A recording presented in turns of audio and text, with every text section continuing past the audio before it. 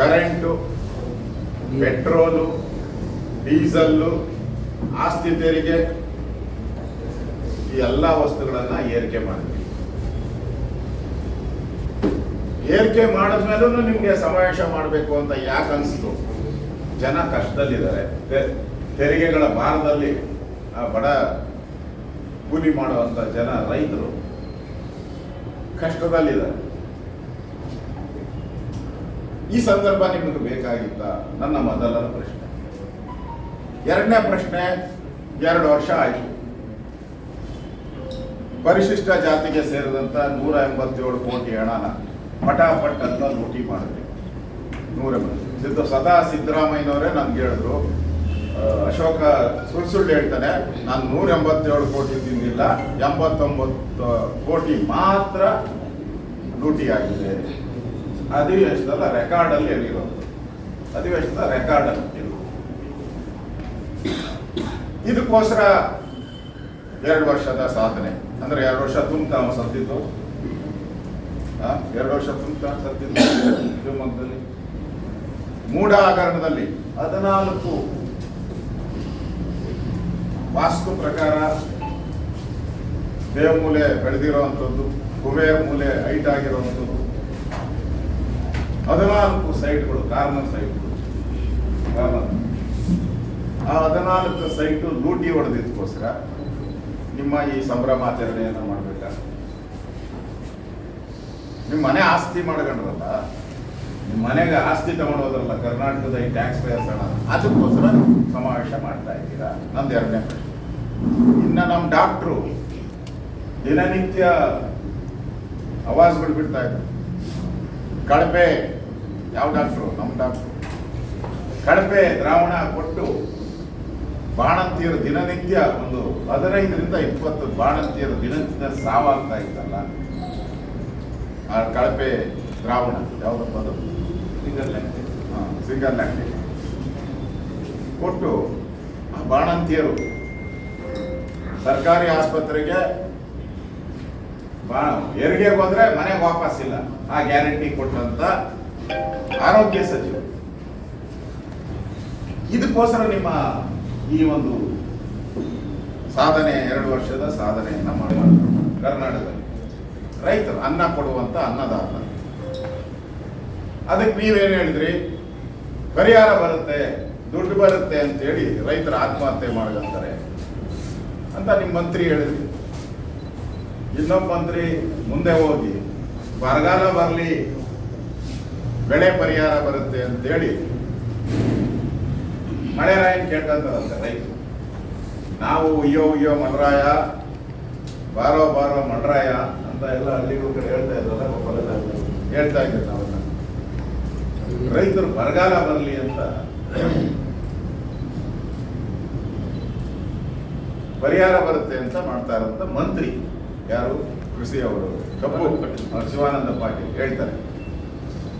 ಆಮೇಲೆ ಆ ದುಡ್ಡು ಯಾವುದೋ ಮದುವೆಗೆ ಹೋದಾಗ ದುಡ್ಡು ಚೆಲ್ಲಿ ಆ ಕಾಲಲ್ಲೇ ತುಡ್ಕೊಂಡು ಓಡಾಡ್ತಾ ಇದ್ರು ದುಡ್ಡು, ಅಲ್ಲಿ ಗೊತ್ತಿದ್ರು. ಈ ಸಾಧನೆಗೋಸ್ಕರ ನೀವು ಸಮಾವೇಶನ ಮಾಡಿದ್ದೀರ. ವಕ್ಫ್ ಮಂಡಳಿ ಹೆಸರಲ್ಲಿ ಸಾಬರು ಲಕ್ಷಾಂತರ ಎಕರೆ ರೈತರ ಜಮೀನನ್ನ, ದೇವಸ್ಥಾನ ಜಮೀನುಗಳನ್ನ ಲೂಟಿ ಮಾಡಿದ್ರಲ್ಲ, ಅವರಿಗೆಲ್ಲ ಕೃಪಾಶೀರ್ವಾದ ಮಾಡಿದ್ರಲ್ಲ ನೀವು. ಇದೇ ಜಮೀರ್ ಅಹಮದ್ ಎಲ್ಲ ಈ ವಕ್ಫ್ ಆಸ್ತಿನೆಲ್ಲ ನಾನು ವಾಪಸ್ ರೈತರಿಂದ ತಗೊಂತೀನಿ ಅಂತ ಹೇಳಿಕೆಯನ್ನು ಕೊಟ್ಟರಲ್ಲ ಜಿಲ್ಲೆಗಳಲ್ಲಿ. ಇದಕ್ಕೋಸ್ಕರ ನಿಮ್ಮ ಸಾಧನಾ ಸಮಾವೇಶ ಮಾಡ್ತಾ ಇದ್ದೀರಾ. ಇನ್ನು KPSC ಒಂದು ಪ್ರಶ್ನೆ ಪತ್ರಿಕೆ ತಯಾರು ಮಾಡಕ್ಕೆ ಯೋಗ್ಯತೆ ಇದ್ದ ಸರ್ಕಾರನೇ. ಒಂದು ಪ್ರಶ್ನೆ ಪತ್ರಿಕೆ ಸಿದ್ದರಾಮಯ್ಯ ಹೇಳ್ತಾರೆ, ನಮ್ಮ ಕಾವಲು ಸಮಿತಿ ಅಂತ. ಯಾವ ಕಾವಲು ಕಾದಿದೆ? 79 ತಪ್ಪುಗಳನ್ನ ಮಾಡಿದ್ದು ಪ್ರಶ್ನೆ ಪತ್ರಿಕೆಯಲ್ಲಿ. 79 ಟ್ರಾನ್ಸ್ಲೇಷನ್, ಇಂಗ್ಲಿಷ್ ಟು ಕನ್ನಡ. ಸುಮಾರು 2 ಲಕ್ಷ ಅಭ್ಯರ್ಥಿಗಳು ಅದರಲ್ಲಿ. 2 ಲಕ್ಷ ಅಭ್ಯರ್ಥಿಗಳು ಅವ್ರ ಮನೆಯೆಲ್ಲ ಹಾಳು ಮಾಡಾಕಿದ್ರಲ್ಲ, ಅವ್ರ ಜೀವನ ಹಾಳು ಮಾಡಿದ್ರಲ್ಲ. ಏನೋ ಬದುಕು ಕಟ್ಕೋಬೇಕು, ನಾವು KPSC ಹೋಗ್ತೀವಿ, ಬೇರೆ ಎಕ್ಸಾಮ್ಗಳನ್ನ ಪಾಸ್ ಮಾಡಿ ಸರ್ಕಾರಿ ನೌಕರಿ ಸಿಗ್ತಿದ್ದಂತ ಆಸೆಯಿಂದ ಅದ್ರಲ್ಲ, ಅವ್ರ ಬಾಳಿಗೆ ಕೊಡ್ಲಿ ಇಟ್ಲಿ ನೀವು. ಆ ಕೊಡ್ಲಿ ಇಟ್ಟಿದ್ದಕ್ಕೋಸ್ಕರ ಈ ಸಾಧನಾ ಸಮಾವೇಶ ಮಾಡ್ತಾ ಇದ್ದೀರಾ ನೀವು. ಹುಬ್ಬಳ್ಳಿಯಲ್ಲಿ ನೇಹಾ ಲವ್ ಜಿಹಾದ್ ಕೊಲೆ ಆಯಿತು. ಇದಕ್ಕೋಸ್ಕರ ಸಂಭ್ರಮ ಆಚರಣೆ ಮಾಡ್ತಾ ಇದ್ದೀರಾ ನೀವು. ನಾಗಮಂಗಲದಲ್ಲಿ ಗಣೇಶನ್ನೆಲ್ಲ ನಾವೆಲ್ಲ ಮೆರವಣಿಗೆ ಮಾಡ್ಕೊಂಡು ಹೋಗ್ತಿದ್ವಿ, ಗಣೇಶನ್ ಪೂಜೆ ಮಾಡ್ಕೊಂಡು. ಇಲ್ಲಿ ನಾಗಮಂಗಲದಲ್ಲಿ ಪೊಲೀಸ್ ವ್ಯಾನಲ್ಲಿ ಮೆರವಣಿಗೆ ತಗೊಂಡೋಗಿ ವಿಸರ್ಜನೆ. ಎಂಥ ಕಾಲ ಬಂದು ಗಣೇಶನಿಗೂ ಜೈಲು ವಾಸ ಮಾಡಿದಂಥ ಕಾಂಗ್ರೆಸ್ ಅವರು. ಇದಕ್ಕೋಸ್ಕರ ನಿಮ್ಮ ಈ ಸಮಾವೇಶವನ್ನು ಮಾಡ್ತಾ ಇದ್ದೀರಾ.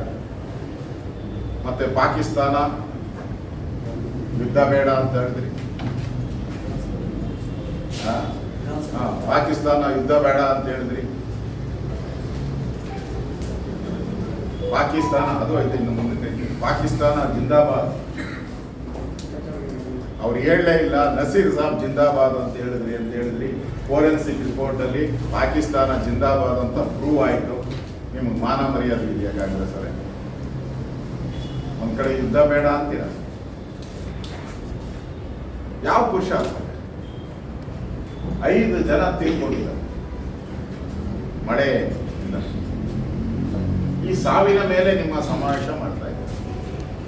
ಹೈಯೆಸ್ಟ್ ಬೆಂಗಳೂರಿನ ಜನ ಕರ್ನಾಟಕದ ಬಡ್ಜೆಟಿನ 60%, 67% ಟ್ಯಾಕ್ಸ್ ಪೇಯರ್ಸ್. ಬೆಂಗಳೂರು 67% ಟ್ಯಾಕ್ಸ್ ಕಟ್ಟೋರ್ನ ತಗೊಂಡೋಗಿ ನೀರಾಗಿ ಮುಳುಗಿಸಾಕ್ಬಿಟ್ರಲ್ಲ.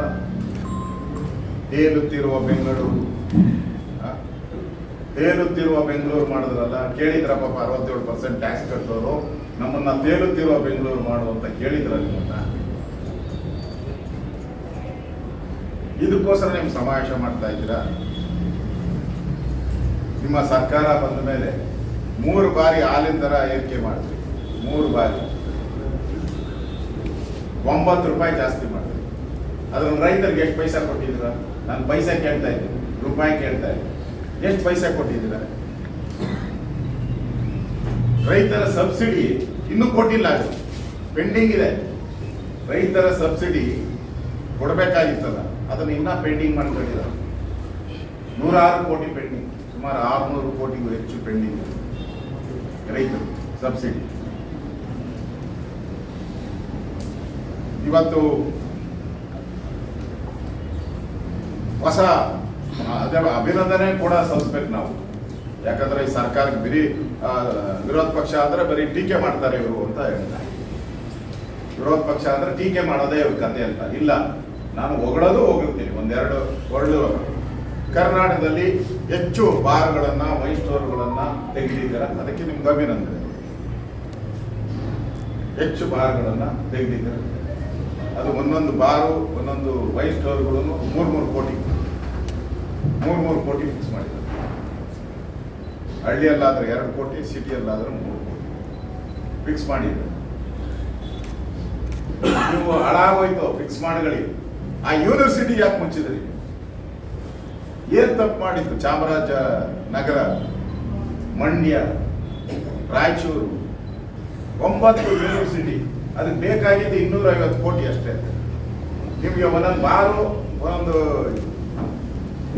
ವೈನ್ ಸ್ಟೋರ್ಗಳಲ್ಲಿ ಒಂದೊಂದು ಮಹಾರಾಜ್ ಹಾಕಿದಿರಲ್ಲ. ಇದರಲ್ಲಿ 10% ದುಡ್ಡು ಕೊಟ್ಟಿದ್ರು ಈ ಯೂನಿವರ್ಸಿಟಿಗಳನ್ನ. ಆ ವಿದ್ಯಾರ್ಥಿಗಳು ಯಾರು ಹಳ್ಳಿಗಾಡಲ್ಲಿ ಬಡ ವಿದ್ಯಾರ್ಥಿಗಳು SLC ಪಾಸ್ ಆದ್ಮೇಲೆ PUC ಹೋಗಿ ಒಂದು ಗ್ರಾಜ್ಯುಯೇಷನ್ ಆಗ್ಬೇಕು, ನನ್ನ ಮಗ ಗ್ರಾಜ್ಯುಯೇಟ್ ಆಗಬೇಕು, ನೋಡ್ಬೇಕು ಅಂತೇಳಿ ಎಷ್ಟು ತಂದೆ ತಾಯಿ ಆಸೆ ಬಿಟ್ಟಿದ್ರಲ್ಲ ಜಿಲ್ಲೆಗಳಲ್ಲಿ. ಅದಕ್ಕೆ ಕೊಳ್ಳಿ ಇಟ್ಟಿರಲ್ಲ ನೀವು, ಅವರ ವಿದ್ಯಾಭ್ಯಾಸಕ್ಕೆ ಕಲ್ಲಾಕಿದ್ರಲ್ಲ. ಇದಕ್ಕೋಸ್ಕರ ನಿಮಗೆ 2 ವರ್ಷದ ಸಮಾವೇಶವನ್ನ ಮಾಡ್ತಾ ಇದ್ದೀರಾ. ಇವತ್ತು 40 ರಾಜ್ಯ ಸರ್ಕಾರಿ ಸಂಸ್ಥೆಗಳು ದಿವಾಳಿ ಆಗಿದೆ, ಮುಚ್ಚಿಕೊಂಡು ಹೋಗೋ ಸ್ಥಿತಿ ಬಂದಿದೆ. 40 127 ಸಾರ್ವಜನಿಕ ವಲಯಗಳ ಉದ್ಯಮದಲ್ಲಿ 60 ಉದ್ಯಮಗಳು ನಷ್ಟದಲ್ಲಿ. ಒಟ್ಟು ಅವರು 46,000 ಕೋಟಿ ಸಾಲ ಮಾಡಿದ್ದಾರೆ. ಈ ಕಂಪನಿಗಳು 46,800 ಕೋಟಿ ಸಾಲ. ಇಷ್ಟರಲ್ಲೂ ಸಾಲ ಇರೋದು ಈ ಕಂಪನಿಗಳು. ಯಾವುದಕ್ಕೆ ಸರ್ ರಿಪೀಟ್ ಯಾವುದಕ್ಕೆ ಸ್ವಲ್ಪ ರಿಪೀಟ್? ರಾಜ್ಯ ಸರ್ಕಾರಿ ಸಂಸ್ಥೆಗಳು, ರಾಜ್ಯ ಸುಮ್ಮನೆ ಎಕ್ಸಾಂಪಲ್, ರಾಜ್ಯ ಪ್ರವಾಸೋದ್ಯಮ ಮುಚ್ಚೋ ಸ್ಥಿತಿಯಲ್ಲಿದೆ, ರಾಜೀವ್ ಗಾಂಧಿ ವಸತಿ ನಿಗಮ ಮುಚ್ಚೋ ಸ್ಥಿತಿಯಲ್ಲಿದೆ, ಮೈಸೂರು ಪೇಪರ್ ಮಿಲ್ಸ್ ಲಿಮಿಟೆಡ್ ಮುಚ್ಚೋ ಸ್ಥಿತಿಯಲ್ಲಿದೆ, KSRTC, NW KSRTC, BMTC, BESCOM ಇವೆಲ್ಲ CAG ವರದಿಯಲ್ಲಿ, CAG ವರದಿ ನಾನು ಹೇಳಿದ್ರೆ ನಂಬಲ್ಲ, CAG ವರದಿಯಲ್ಲಿ ಇವೆಲ್ಲ ಡೆಡ್ ಲಿಸ್ಟ್ ಹೋಗ್ತವೆ. ಅಂದ್ರೆ ಇನ್ನು ಕೋಮಾ ಸ್ಟೇಜ್ಗೆ ಹೋಗ್ತವೆ, ಇನ್ನು ಚಟ್ಟಕ್ಕೆ ಬಂದಿಲ್ಲ. ಇವೆಲ್ಲ ಕೋಮಾ ಸ್ಟೇಜಲ್ಲಿ ಹೋಗಿದೆ, ಇನ್ನು ಚಟ್ಟದ ಮೇಲೆ ಇಟ್ಟಿಲ್ಲ ಅಂತ ಅಷ್ಟೇ ಅರ್ಥ. ಚಟ್ಟದ ಮೇಲೆ ಇಟ್ಮೇಲೆ ತಮಟೆ ಹೊಡ್ಕೊಂಡು ಎತ್ಕೊಂಡು ಹೋಗೋದಷ್ಟೇ. ಆ ಸ್ಥಿತಿಗೆ ಇವತ್ತು ಸಿದ್ದರಾಮಯ್ಯ ಹೋಗ್ತಾರೆ. ಬಜೆಟಲ್ಲಿ ಅವ್ರ ಭಾಷಣ, ಯಾವುದೇ ತೆರಿಗೆಗಳನ್ನ ನಾನು ಹಾಕಿಲ್ಲ. ಮೊನ್ನೆ ಬಜೆಟಲ್ಲಿ ಯಾವುದೇ ತೆರಿಗೆ, ನಾನು ಅವತ್ತೇ ಹೇಳಿದೆ ನೋಡಿ ಮಾರಿ ಹಬ್ಬ ಕಾದ ಇದೆ ಅಂತ ಹೇಳಿದೆ. ಬಜೆಟ್ ಮುಗಿತು, ಈಗ ದಿನನಿತ್ಯ ತೆರಿಗೆಗಳನ್ನು ಹಾಕ್ತಾ ಇದ್ದಾರೆ. ಹಿಮಾಚಲ ಪ್ರದೇಶ ಈಗಾಗಲೇ ಗಂಟು ಮೂಟೆ ಕಟ್ಕೊಂಡು ಹೋಗ್ತಾ ಇದೆ ಸರ್ಕಾರ. ಅಲ್ಲಿ ಸರ್ಕಾರ ತಿನ್ನಕ್ಕೂ ಗತಿ ಇರುತ್ತೆ ಸರ್ಕಾರ, ಕಾಂಗ್ರೆಸ್ ಸರ್ಕಾರ. ಕರ್ನಾಟಕವನ್ನು ಕೂಡ ಆ ಸ್ಥಿತಿಗೆ ತಂದಿದ್ರೆ. ಒಂದು ಎಕ್ಸಾಂಪಲ್, ಬರೀ ಪೆಟ್ರೋಲ್ಗೆ ನೀವು ಪೆಟ್ರೋಲು ಡೀಸೆಲ್ಗೆ 5 ರೂಪಾಯಿ 50 ಪೈಸೆ ಜಾಸ್ತಿ ಮಾಡಿದ್ರೆ ಪೆಟ್ರೋಲ್ ಡೀಸೆಲ್. ಮತ್ತೆ ಇವ್ರು ಹೇಳ್ತಾರೆ ಸಿದ್ದರಾಮಯ್ಯ ಅಂತ ಹೇಳಿದ್ರೆ ಏನೋ ಒಂದು ಫೈನಾನ್ಷಿಯಲ್ ಎಕ್ಸ್ಪರ್ಟ್ ಅಲ್ಲ, ಏನು ಇದನ್ನ ಏನು ಶಿಸ್ತು, ವಿತ್ತೀಯ ಶಿಸ್ತು, ಆರ್ಥಿಕ ಶಿಸ್ತು, ಅದನ್ನ ಪುಂಗಾನುಪುಂಗಿಯಾಗಿ ಓದ್ತಾ ಇರ್ತಾರೆ ಸಿದ್ದರಾಮಯ್ಯ. ನಾನು ಎಕ್ಸ್ಪರ್ಟು. ಈಗ ಅವ್ರು ಮಾಡಿರೋ ಸಾಲ ಈಗ 1,16,000 ಕೋಟಿ. ಈಗ 1,16,000 ಕೋಟಿ. ನಾನು ಆರ್ಥಿಕ ಶಿಸ್ತು, ಆರ್ಥಿಕ ತಜ್ಞ. ಇದೇ ತರ ಇವರು ಇನ್ನ 3 ವರ್ಷ ಇರ್ತಾರ ಗ್ಯಾರಂಟಿ ಗೊತ್ತಿಲ್ಲ. ಇದ್ರೆ ಒಟ್ಟು ಸಾಲ ನಮ್ದು ಎಷ್ಟಾಗ್ತದೆ ಅಂದ್ರೆ 9.25 ಸಾವಿರ ಕೋಟಿ ಆಗ್ತದೆ ಬರೀ ಸಾಲ. ಅದಕ್ಕೆ ನಾನು ಸ್ಟಾರ್ಟಿಂಗ್ ಅಲ್ಲಿ ಹೇಳಿದೆ, ನಾವು ಮಾಡಲ್ಲ ಏನು ಹೇಳ್ದಲ್ಲ, ದಿವಾಳಿ ಮಾಡಲ್ಲ. ನಿಮ್ಮನ್ನು ಸೇರಿಸಿ ನಮ್ಮನ್ನು ಸೇರಿಸಿ ರಾಜ್ಯದ 7 ಕೋಟಿ ಜನ ಮೇಲೆ 1 ಲಕ್ಷ ತೆರಿಗೆ ಸಾಲ. ಎಲ್ಲರ ಮೇಲೂ 1 ಲಕ್ಷ ಸಾಲ ಇದೆ. ಎಲ್ಲ ರಾಜ್ಯದ ಪ್ರತಿಯೊಬ್ಬ ನಾಗರಿಕನಿಗೂ 1 ಲಕ್ಷದ ಸಾಲದ ಹೊರೆಯನ್ನ ಏರಿದಂತ ಆರ್ಥಿಕ ತಜ್ಞ, ಆರ್ಥಿಕ ಶಿಸ್ತನ್ನ ಮೇಂಟೈನ್ ಮಾಡೋ ಸಿದ್ದರಾಮಯ್ಯನಿಗೆ ಬಹುಪರ. ನಾವೇನಾದ್ರೂ ಇಷ್ಟು ಬಂದ್ಬಿಟ್ರೆ ನೆಕ್ಸ್ಟ್ ನಾವು ಕಟ್ಟಬೇಕಾಗಿರೋ ಬಡ್ಡಿ ಎಷ್ಟು ಗೊತ್ತಾ? 60,306 ಕೋಟಿ ಕಟ್ಬೇಕು ನಾವು. ಇಷ್ಟಾದ್ರೆ ವರ್ಷಕ್ಕೆ ನಾವು ಕಟ್ಟಬೇಕಾಗಿರೋದು 60,306 ಕೋಟಿ ನಾವು ಕಟ್ಟಬೇಕಾಗುತ್ತೆ. ನಾವು ಬಡ್ಡಿ, ಇದಕ್ಕೆ ಬಡ್ಡಿ. ನಾವು ಡೆವಲಪ್ಮೆಂಟ್ಗೆ ಎಷ್ಟು ಖರ್ಚು ಮಾಡ್ತೀರಿ? ಆಕ್ಚುಲಿ ವಿನಿಯೋಗ ಮಾಡೋದು ಬಜೆಟ್ ಅಲ್ಲಿ 80,000 ಕೋಟಿ 90,000 ಕೋಟಿ ಅಂತ ಹೇಳ್ತಾರೆ. ಆಕ್ಚುಲಿ ವಿನಿಯೋಗ ಮಾಡುವಂಥದ್ದು ಒಂದು 50,000 ರಿಂದ 60,000 ಕೋಟಿ ಅಭಿವೃದ್ಧಿಗೆ. ನೆಕ್ಸ್ಟ್ ಅದು ಬಡ್ಡಿಗೆ ಹೋಗ್ತದೆ ನಿಮ್ಗೆ. ಈ 60,000 ನೀವೇನು ಅಭಿವೃದ್ಧಿ, ರೋಡ್ ಮಾಡಬೇಕು, ಮೋರಿ ಮಾಡಬೇಕು, ಡ್ಯಾಮ್ ಮಾಡಬೇಕು ಅಂತ ಹೇಳ್ತಿರಲ್ಲ ಪ್ರಾಜೆಕ್ಟು, ಈ ಬಡ್ಡಿಗೆ ಹೊರಟೋಗ್ತದೆ ಅಷ್ಟು. ಈ ಅವೈಜ್ಞಾನಿಕ ಗ್ಯಾರಂಟಿಗಳು, ಗ್ಯಾರಂಟಿ. ನಾನೇನು ಗ್ಯಾರಂಟಿ ವಿರೋಧಿ ಅಲ್ಲ, ನಾವೇನು ಅವೈಜ್ಞಾನಿಕ ಗ್ಯಾರಂಟಿ. ಇವತ್ತು ನಾವು ಮೆಚ್ಚಬೇಕಾಗಿರುವಂಥದ್ದು ಸಿದ್ದರಾಮಯ್ಯನವ್ರನ್ನ ನಾವು ಮೆಚ್ಚಬೇಕಾದ್ರೆ, ಸಾಲ ಮಾಡಿ ರಾಜ್ಯವನ್ನ ಮುನ್ನಡೆಸ್ತಾ ಇರ್ತಕ್ಕಂಥ ಏಕೈಕ ಕುಖ್ಯಾತ ಮುಖ್ಯಮಂತ್ರಿ ಮಿಸ್ಟರ್ ಸಿದ್ದರಾಮಯ್ಯ. ಏಕೈಕ ಸಾಲ ಮಾಡಿ ರಾಜ್ಯವನ್ನ ಮುನ್ನಡೆಸ್ತಾ ಇರುವ ಕುಖ್ಯಾತಿಯ ಮುಖ್ಯಮಂತ್ರಿ ನಮ್ಮ ಸಿದ್ದರಾಮಯ್ಯನವರು. ನಾನು ಇವತ್ತು ನಮ್ಮೆಲ್ಲ ನಾಯಕರ ಜೊತೆ ನಾವು ಪ್ರೆಸ್ ಮೀಟ್ ಮಾಡ್ತಾ ಇದ್ದೀವಿ. ಸರ್ಕಾರದ ಮೇಲೆ ಅಶೋಕ್ ಅವರ ತೀವ್ರ ದಾಳಿ, ಭ್ರಷ್ಟ ಸರ್ಕಾರ ಅಂದ್ರು ಅಂತ ನಾನು ಹೇಳಲ್ಲ. ನಾನು ಈ ಸರ್ಕಾರವನ್ನು ಭ್ರಷ್ಟ ಸರ್ಕಾರ ಅಂತ ನಾನು ಹೇಳಲ್ಲ. ನಮ್ಮ ಮುಖ್ಯಮಂತ್ರಿಗಳ ಸಲಹೆಗಾರ ಮಿಸ್ಟರ್ ರಾಯರೆಡ್ಡಿ ಅವರು ಕರ್ನಾಟಕ ನಂಬರ್ 1 ಭ್ರಷ್ಟಾಚಾರದ ಕೂಪದಲ್ಲಿ ನಂಬರ್ 1 ಅಂತ ಹೇಳಿದರು. ಇದನ್ನಾದ್ರೂ ಒಪ್ಪಬೇಕಲ್ಲ ಅವರು? ನಾವು ಹೇಳಿಲ್ಲ, ರಾಯರೆಡ್ಡಿನೇ ಹೇಳಿದ್ದಾರೆ. ಇನ್ನು ವಿದ್ಯುತ್ ಬಿಲ್ಲು ಜಾಸ್ತಿ ಮಾಡಿದ್ದಾರೆ. ನಮ್ಮ ಅಶ್ವಥ್ ನಾರಾಯಣ ಮೀಟರ್ಗಳು 15,000 ಕೋಟಿನ 5,000 ಕೋಟಿ 15,000 ಕೋಟಿ ಲೂಟಿ. ಒಂದೇ ಯಾಕೆ ಏನೋ ಅದೇ ಹೇಳ್ತಾರ ಕಟ್ ದುಡ್ಡು ಯಾಕೆ ಅಂತ ಏನೋ ಗೊತ್ತಿಲ್ಲ. ಪಾರ್ಟ್ ಪೇಮೆಂಟ್ ಯಾಕೆ ಅಂತ ಹೇಳ ಹೋಲ್ಸೇಲ್ ಪೇಮೆಂಟ್, ಹೋಲ್ಸೇಲ್ ಒಂದೇ ಸರಿ 15,000 ಕೋಟಿ.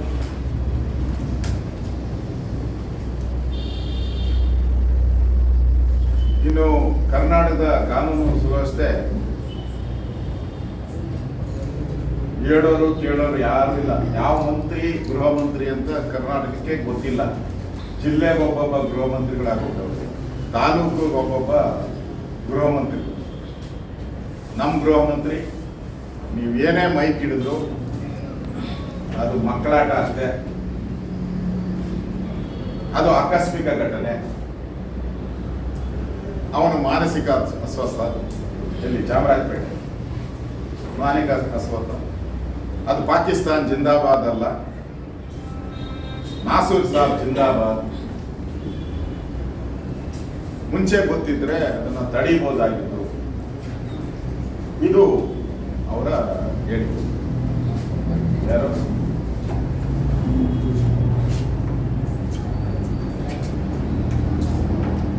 ಇನ್ನು ನಮ್ಮ ಖರ್ಗೆ ಅವರು ವಿದ್ಯುತ್ ಬಗ್ಗೆ ಹೇಳಿದ್ದಾರೆ.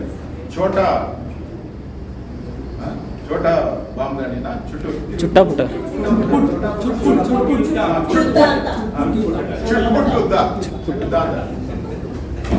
ಏನು ಇರುವೆ ಕಟ್ಕೊಳಕ್ ಹೋಗಿದ್ರ? ಚಿಟ್ಪುಟ್ ಅಂದ್ರೆ ಇರುವೆ ಕಟ್ತಾ ಇದ್ರ, ಇವೆ ಕಚ್ಚಿದ್ದ 60 ಜನ ಸತ್ತರಲ್ಲ, ಏನು ಇರುವೆ ಕಚ್ಚಿ ಸತ್ತರ ಅವರೆಲ್ಲ. ಚುಟ್ಪುಟ್ ಅಂದ್ರೆ ಇರುವೆ ಕಚ್ಚೋದು, ಸಣ್ಣ ಪುಟ್ಟ ಅಂದ್ರೆ ಇರುವೆ ಕಚ್ಚೋದು. ಏನು ಇರುವೆ ಕಚ್ಚಿದ್ದ ಹೋಗಿ ಪಾಕಿಸ್ತಾನದವ್ರಿಗೆ? ನಮ್ಮ ಪಾಕಿಸ್ತಾನ ಅದು ಒತ್ತಿ ಹೇಳ್ತಾರೆ, ನಮ್ಮ ಪಾಕಿಸ್ತಾನ. ಹಾಗಾದ್ರೆ ಭಾರತ ಯಾವುದು?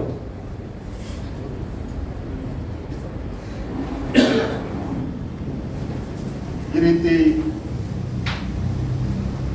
ಈ ಸರ್ಕಾರ ಆತ್ಮಹತ್ಯೆಗಳ ಮೇಲೆ ಈ ಸಮಾವೇಶವನ್ನು ನಡೆಸಿದ್ದಾರೆ. ನೇಹ ಆಯಿತು, ಹಿಂದೆ ಗಣಪತಿ ಆಯಿತು, ಕಲಬುರಗಿಯಲ್ಲಿ ಮಲ್ಲಿಕಾರ್ಜುನ ಬಂಡೆ ಆಯಿತು, ಅನುಪಮ ಶಣೆ ಆಯಿತು. ಈ ಥರ ಬಹಳಷ್ಟು, ಚಂದ್ರಶೇಖರ್ ದಾವಣಗೆರೆ ಗುತ್ತಿಗೆದಾರದಾಯಿತು. ಈ ಸರ್ಕಾರ ಪ್ರತಿಯೊಬ್ಬರಿಗೂ ಗೊತ್ತಾಗಬೇಕು. ಈ ಸರ್ಕಾರ ಕನ್ನಡಿಗರಿಗೆ, ರಾಜ್ಯ ಸರ್ಕಾರ ಏನು ಬಂಡವಾಳ, ಇವ್ರ ಬಂಡವಾಳ ಏನು ಅನ್ನೋದನ್ನ ಇಡೀ ರಾಜ್ಯದ ಜನತೆ ಗೊತ್ತಾಗಬೇಕು. ಆ ದೃಷ್ಟಿಯಿಂದ ನಾವು ಇವತ್ತು ಈ ಸರ್ಕಾರದ 2 ವರ್ಷದ ಸಾಧನೆಯನ್ನು ಮಾಡಿದ್ದಾರೆ. ಈ ಸಾಧನೆ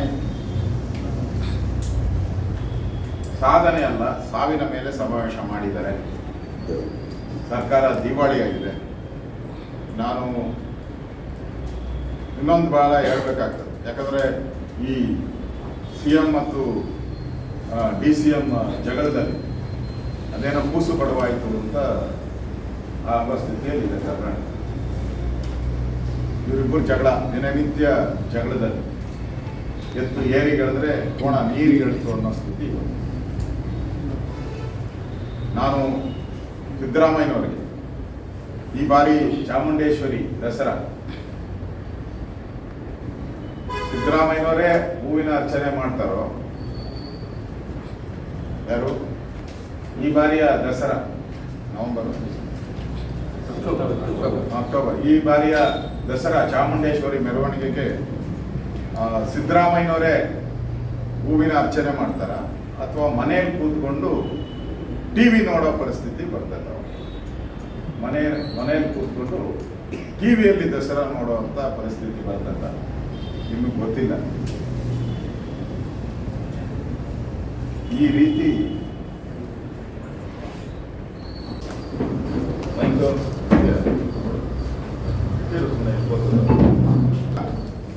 ಮಾಧ್ಯಮದ ಸ್ನೇಹಿತರೆ, ಕರ್ನಾಟಕ ರಾಜ್ಯ ಸರ್ಕಾರ ನಿನ್ನೆ ಹೊಸಪೇಟೆಯಲ್ಲಿ 2 ದಿನದ ಎರಡು ವರ್ಷದ ಶೋಕಾಚರಣೆಯನ್ನು ಮಾಡಿದ್ದಾರೆ. ಶೋಕಾಚರಣೆ ಸಂಭ್ರಮ ನಮ್ಮ ಶೋಕಾಚರಣೆ ಅಂತ ಬರ್ತದೆ. 2 ವರ್ಷದ ಶೋಕಾಚರಣೆಯನ್ನ ಮಾಡಿದ್ದಾರೆ. ಈ ಪಾಕಿಸ್ತಾನದವ್ರಿಗೂ ಪ್ರೀತಿ ಜಾಸ್ತಿ, ನಮ್ಮ ಸಿದ್ದರಾಮಯ್ಯನಿಗೂ ಪ್ರೀತಿ ಜಾಸ್ತಿ. ಯಾಕಂದ್ರೆ ಯುದ್ಧ ಬೇಡ ಆ ಥರದ್ದೆಲ್ಲ ಹೇಳ್ತಾರೆ. ಅಲ್ಲಿ ಸೋತು ಸುಣ್ಣಾಗಿ 60 ಜನ ಭಯೋತ್ಪಾದಕರು ಅವರ ವಂಶನೇ ನಿರ್ನಾಮ ಆಗಿರುವಂಥ ಸಂದರ್ಭ. ಅಷ್ಟಿದ್ರೂ ಕೂಡ ಅವನು ಯಾವನು ಆಸಿಫ್ ಮುನೀರ್ಗೆ ಫೀಲ್ಡ್ ಮಾರ್ಷಲ್ ಕೊಡ್ತಾ ಇದ್ದ. ಆಸಿಫ್ ಮುನೀರ್ಗೆ ಫೀಲ್ಡ್ ಮಾರ್ಷಲ್ ಕೊಡ್ತಾ ಇದ್ದ. ಇಲ್ಲಿ ಏನು ಸಾಧನೆ ಇಲ್ಲ, ನಯಾ ಪೈಸೆ ಸಾಧನೆ ಇಲ್ಲ. ಅವನು ಓಡೋಗ್ಬಿಟ್ಟಿದ್ದ, ಯುದ್ಧ ಶುರು ಆದ ಮುಂಚೆ ಓಡೋಗ್ಬಿಟ್ಟಿದ್ದ. ಅವ್ರ ದೇಶದಲ್ಲಿರುವಂಥ ಸೇನಾಧಿಕಾರಿಗಳು ಹೆಂಡತಿ ಮಕ್ಕಳನ್ನೆಲ್ಲ ಲಂಡನ್ ಕಳಿಸ್ಬಿಟ್ಟಿದ್ರು. ಅದೆಲ್ಲ ಮಾಧ್ಯಮದಲ್ಲಿ ಬಂದಿದೆ. ಅವ್ರಿಗೆ ಫೀಲ್ಡ್ ಮಾರ್ಷಲ್. ಇಲ್ಲಿನ ಕಾಂಗ್ರೆಸ್ ಅವರು ನಯಾ ಪೈಸೆ ಸಾಧನೆ ಮಾಡದೆ, ನಯಾ ಪೈಸೆ ಕೆಲಸ ಮಾಡದೆ, ನಯಾ ಪೈಸೆ ಅಭಿವೃದ್ಧಿ ಮಾಡದೆ ಇಲ್ಲಿ ಸಮಾವೇಶವನ್ನ ಮಾಡ್ತಾ ಇದ್ದಾರೆ.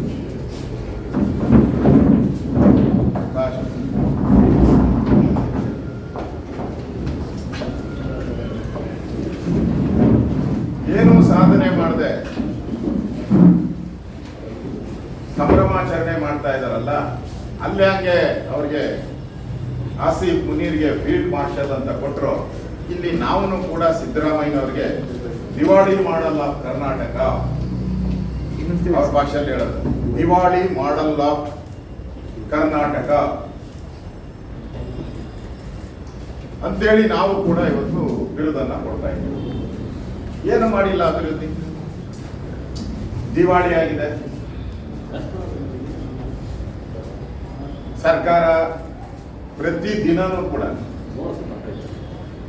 ಸಾಲ ತಗೊಂಡು ಸಂಬಳ ಕೊಡಬೇಕು, ಸಾಲ ತಗೊಂಡು ಸಂಬಳ ಕೊಡುವಂತ ಸ್ಥಿತಿ. ಎಬ್ಬರಿಗೆ ನಮ್ಮ ಡಿ ಕೆ ಶಿವಕುಮಾರ್ ಅಣ್ಣ, ಕರೆಕ್ಟ್ ಅಣ್ಣ, ನಮ್ಮ ಡಿ ಕೆ ಶಿವಕುಮಾರ್ ಅಣ್ಣ ನೆನ್ನೆ ಕರೆಕ್ಟಾಗಿ ಹೇಳಿದ್ದಾರೆ, ಜನಗಳು ಇನ್ನಾದ್ರೂ ಬುದ್ಧಿ ಕಲ್ತ್ಕೊಂಡು. ಏನ್ ದಿನ ತಿಂಗಳಿಗೊಂದ್ಸರಿ ಕೊಡಕ್ಕೆ ನಿಮ್ಮ ಅಪ್ಪನ ಮನೆ ಗಂಟ, ಇದು 2,000 ಸಾವಿರ ಕೊಡಕ್ಕೆ ನಿಮ್ಮ ಅಪ್ಪನ ಮನೆ ಗಂಟ. ಯಾರು ಟ್ಯಾಕ್ಸ್ಗಳು ಬಂದಾಗ ನಿಮ್ಗೆ ಕೊಡ್ತೀವಿ ಹೋಗ್ರಿ ಅಂದ್ರೆ ಅರ್ಥ ಆಯ್ತಲ್ಲ. ಅವ್ರ ಹತ್ರ ದುಡ್ಡಿಲ್ಲ ಅಂತ ಅರ್ಥ ಆಯ್ತಲ್ಲ. ಅವ್ರೇನ್ ಹೇಳಿದ್ದು, ಕಟಾಕಟ್ ಪಟಾಪಟ್. ರಾಹುಲ್ ಗಾಂಧಿ ಅವರು ತಿಂಗಳಿಗೊಂದ್ಸರಿ ನಿಮ್ಮ ಮನೆ ಬಾಗಿಲಿಗೆ 2,000 ಅಂತ. ಇಲ್ಲಿ ಡಿ ಕೆ ಶಿವಕುಮಾರ್ ಕಟಾಕಟ್ ಅಂತ ಹೇಳ್ಬಿಟ್ರು, ನಮ್ಗೆ ಯಾವಾಗ ದುಡ್ಡು ಬರ್ತದೋ ಅವಾಗ ಕೊಡ್ತೀವಿ ಹೋಗ್ರಿ ಅಂತ. ಅದಕ್ಕೆ ನಾವು ಇವಾಗ ಅವ್ರಿಗೆ ದಿವಾಳಿ ಮಾಡಲ್ ಆಫ್ ಕರ್ನಾಟಕ ಸಿದ್ದರಾಮಯ್ಯ ಅಂತ ಹೇಳಿ ಅವರಿಗೆ ಇವತ್ತು ಬಿರುದನ್ನ ನಾವು ಕೊಡ್ತಾ ಇದ್ದೀವಿ.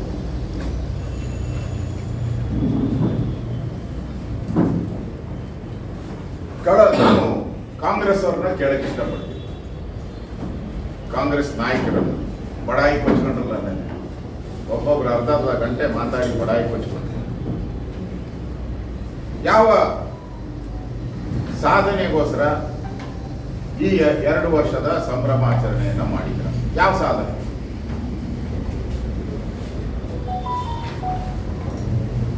ಏನು ಕಡಿದು ಕಟ್ಟೆ ಹಾಕಿದ್ದೀರಿ ಅಂತ, ಏನ್ ಕಡಿದು ಕಟ್ಟೆ ಹಾಕಿದ್ದೀರಿ ಅಂತ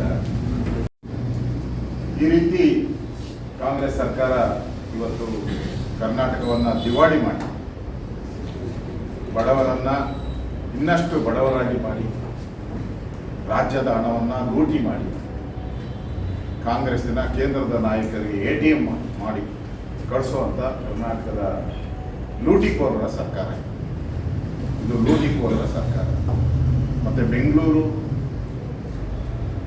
ಇವತ್ತು ಮುಖ್ಯಮಂತ್ರಿಗಳು ಪ್ರದಕ್ಷಿಣೆ ಮಾಡ್ತಾರೆ, DK ಶಿವಕುಮಾರ್ ಪ್ರದಕ್ಷಿಣೆ ಮಾಡ್ತಾರೆ. ಯಾವ ಪುರುಷಾರ್ಥಕ್ಕೋಸ್ಕರ ಮಾಡ್ತಾ ಇದ್ದೀರಾ ನೀವು? ಕಳೆದ 2 ವರ್ಷದಲ್ಲಿ ಬೆಂಗಳೂರಿಗೆ ನಾನು ಓಪನ್ ಚಾಲೆಂಜ್ ಆಗಿ ಹೇಳ್ತಾ ಇದ್ದೀನಿ, ಎಷ್ಟು ಹಣ ಅಭಿವೃದ್ಧಿಗೆ ರಸ್ತೆ ಕೊಟ್ಟಿದ್ದೀರಾ ಹೇಳಿ, ಎಷ್ಟು ಹಣ ರಾಜಕಾಲುವೆಗಳನ್ನು ಮಾಡೋಕ್ಕೆ ಕೊಟ್ಟಿದ್ದೀರಾ, ಎಷ್ಟು ಕಿಲೋಮೀಟ್ರು ಊಡೆತ್ತಕ್ಕೆ ಹಣ ಬಿಡುಗಡೆ ಮಾಡಿದ್ದೀರಾ ಕೊಡಿ. ಮೊನ್ನೆ ಯಾರೋ ಚೀಟಿ ಬರ್ಕೊಟ್ಟಿದ್ದು, ಮೊನ್ನೆ ವಾರ್ಡ್ ರೂಮಲ್ಲಿ ಕೂತ್ಕೊಂಡು ವಾರ್ ರೂಮ್ ಕೂತ್ಕೊಂಡು ವಾರ್ ರೂಮ್ ಅವರು ಅದನ್ನ ವಾರ್ ರೂಮ್ ಅಂತ ತಿಳ್ಕೊಂಡಿಲ್ಲ, ಕನೆಕ್ಷನ್ ರೂಮ್ ಅಂತ ತಿಳ್ಕೊಂಡ್ಬಿಟ್ಟಾರೆ. ಅಲ್ಲಿ ಅವ್ರ್ಯಾರೋ ಬರ್ಕೊಟ್ಟಿದ್ದು ಇಷ್ಟು ಕ್ಲಿಯರ್ ಮಾಡಿದ್ದೀರಿ ಅಂತ. ನಮ್ಮ ಸರ್ಕಾರ ಇದ್ದಾಗ ನಾವು 1000 ಈ ಕಡೆ ಮುಂದೆ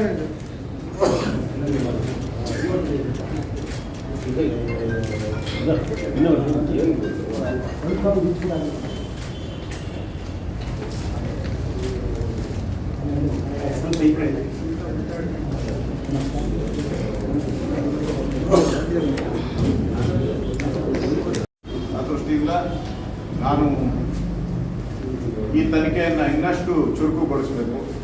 ಯಾರ್ಯಾರು ಈ ರನ್ಯಾರಾವ್ ಗೋಲ್ಡ್ ಕೇಸಲ್ಲಿದ್ದಾರೆ ಅವರೆಲ್ಲರ ಮೇಲೂ ಕ್ರಮ ಆಗಬೇಕು ಅಂತೇಳಿ ಆಗ್ರಹವನ್ನು ಮಾಡ್ತಾರೆ. ಸಿಎಂ ಮತ್ತು DCM ಸಿಟಿ ರೋಡ್ ರಾಜ್ಯ ಸರ್ಕಾರಕ್ಕೆ ಇದು ಪ್ರಕರಣ ಮುಜುಗರ ತರುತ್ತಾ ಅಂತ ರನ್ಯಾರಾವ್ ಕೇಸಲ್ಲಿ ಮಾತ್ರ ಇಲ್ಲ ಅಂತ ಹೇಳ್ತಾ ಇದ್ರು. ಡೌಟೇ ಇಲ್ಲ.